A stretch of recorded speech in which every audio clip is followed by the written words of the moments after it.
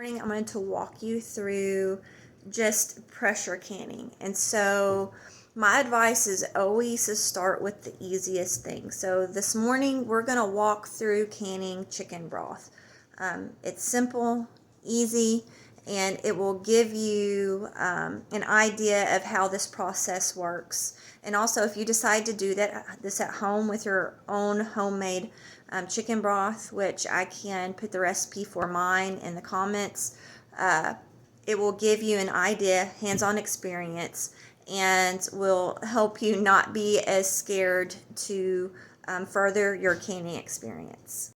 I'm going to walk you through just really simply how to start pressure canning. Today I'm going to do chicken broth, and so while my chicken broth is warming back up, I'm going to start prepping my canner for this whole process. So to begin with, I'm going to add some water, and I'm probably going to add about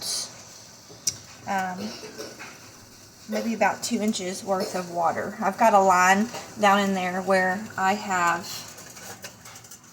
been using it. I can see exactly where I need my water. So I've got some water here that I've heated up just to kind of jump start the whole process. It's actually water that I've used to sanitize my jars.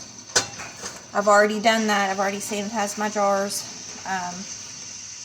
I'm going to get ready to put my lids in the water as well. So I try to use what I've got and not waste.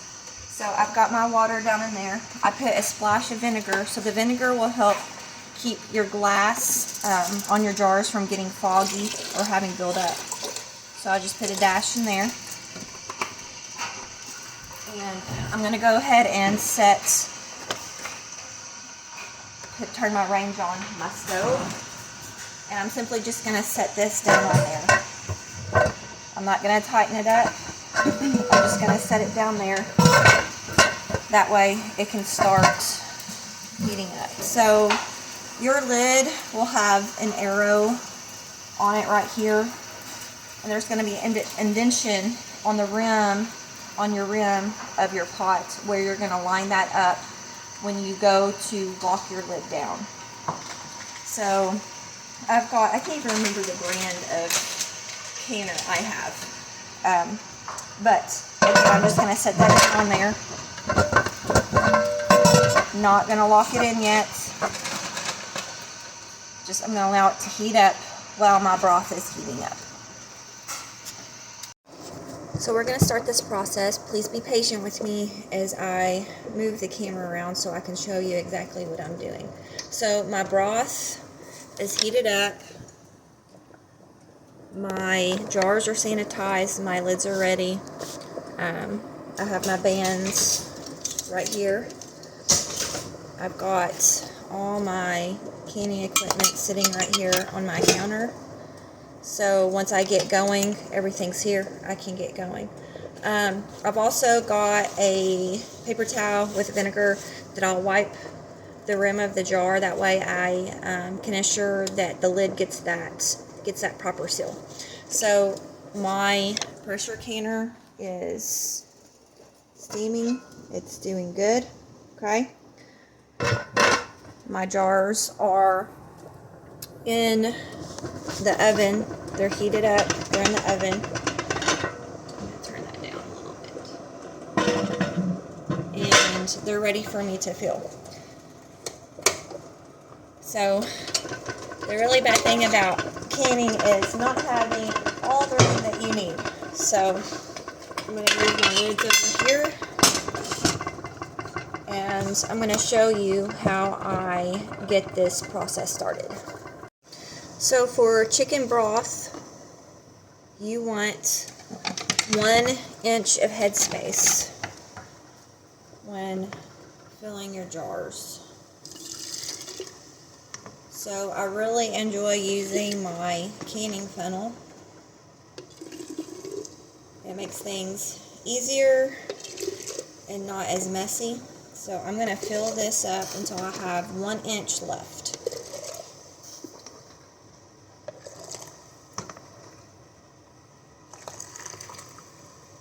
And there's actually on these funnels, there's an indication on the inside that makes it easy on you when it comes to that. So, got about 1 inch. I'm going to go ahead and wipe my rim.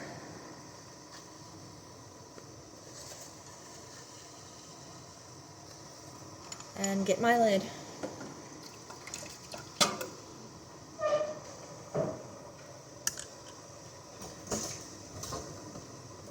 And I will get my bend. So I tried to match. So I've got 2 different bands, so I tried to match the lids and the bands. So fingertip tight. You don't want to screw that down. Fingertip tight. I'm going to pick it up and I'm going to set it in the canner. So before I set my cans down in there, my jars, I'm going to set in my bottom plate to keep the jars off the bottom of my canner, because if you sit them directly on that heat, they're going to bust. So I've got my jar here, and I'm going to set this one down in there. And I'm going to continue this process until my canner is full.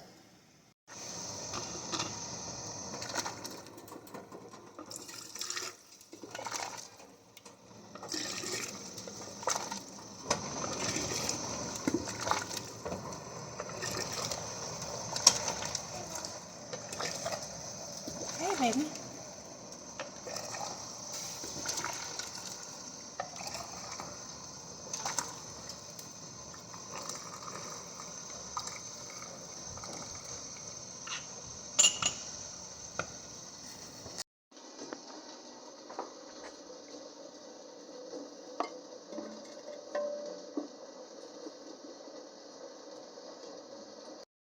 Alright, so keep in mind when you go to load your canner, the jars cannot be touching each other, they cannot be touching the outside, and so it really is a jigsaw puzzle, moving them around, making sure that they're not touching each other. So I've got my canner filled with all my jars. I think I've got 6 jars in there. So now I'm going to lock it down. So you see my arrow and the little indentation. I'm going to line that up, make sure that everything is seated before I start tightening. So I'm going to start tightening my clamps here. And so if I do this one, I'm going to go over here and do the one that's right across. And so I'm not tightening them all the way yet. I'm going to get them all on there. And then I'll go back and I'll tighten them all the way.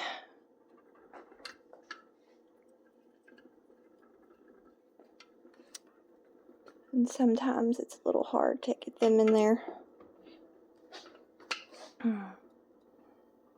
Especially with one hand. Alright, now I'm going to go back and I'm going to tighten all of these.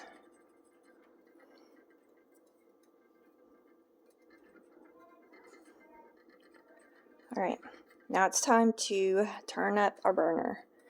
So for my canner, everybody's stove's a little bit different, because we want this to, you're going to see the steam come out of this. And so you're going to want to run this steam for 10 minutes before you put your weight on there.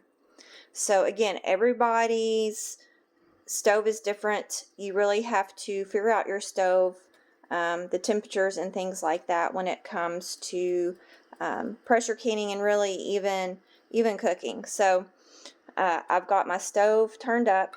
I'm going to be watching for a steady stream of steam, and I'm going to watch it for 10 minutes. It has to be 10 minutes.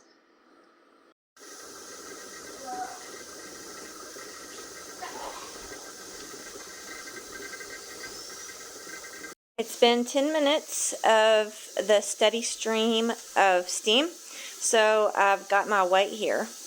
And so for us, at our elevation, you can't see it. It's not going to focus, but I use the 10. And so I'm going to stick that on there. Okay. And then I'm going to watch the pressure on my gauge. So once I want it at the 10 mark right here. So I'm going to watch it, make sure it doesn't go over, and make sure that it doesn't stay below. So I've got to watch my stove heat and make sure that it's not too hot.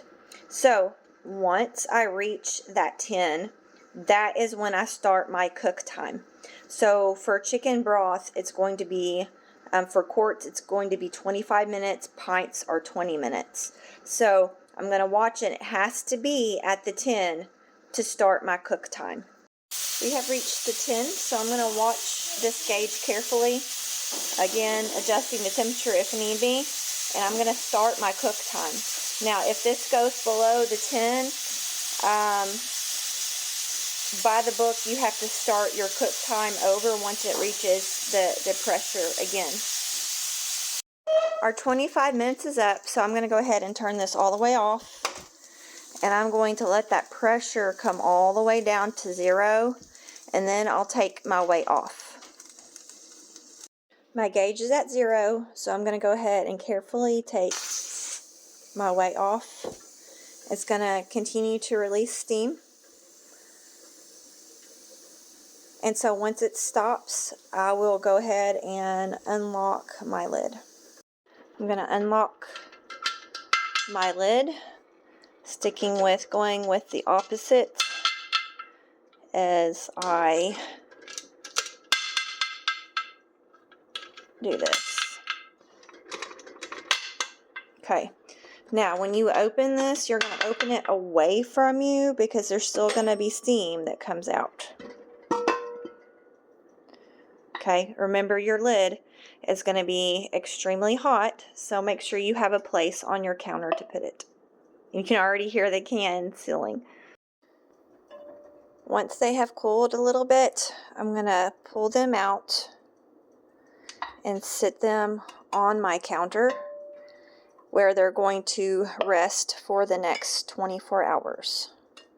Once the jars have rested, you're going to want to make sure that they are sealed by looking at the lid, making sure that the lid is flat and not popped up.